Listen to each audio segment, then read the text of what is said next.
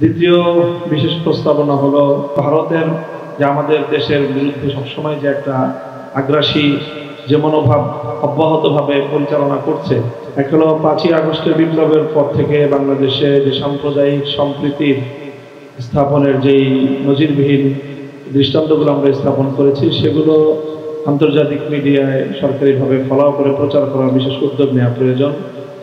দ্বিতীয় বিশেষ প্রস্তাবনা হলো যে আমাদের পার্শ্ববর্তী যে প্রতিবেশী রাষ্ট্রের আগ্রাসনের মুখে আমরা এখন এই রাষ্ট্রের আশেপাশে যে সার্কভুক্ত অন্যান্য রাষ্ট্রগুলো রয়েছে, নেপাল, শ্রীলঙ্কা, মালদ্বীপ, এই রাষ্ট্রগুলো সহ বাংলাদেশের সার্কে কার্যকর করে তাদের সকল সহযোগিতা নিয়ে একটা আন্তর্জাতিক পরিমণ্ডলে ঐক্যবদ্ধ প্রয়াসের কোনো দৃষ্টান্ত সামনে আনা যায় কিনা এই বিষয়টা।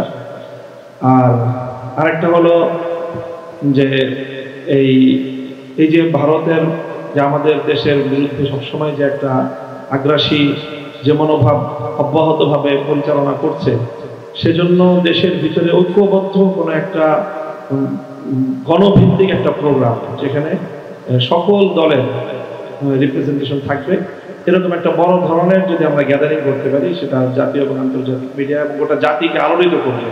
দেশের মানুষ খুবই এটাতে ইনফ্লুয়েসড হবে, এটা আমি মনে করি। এই তিনটি সুনির্দিষ্ট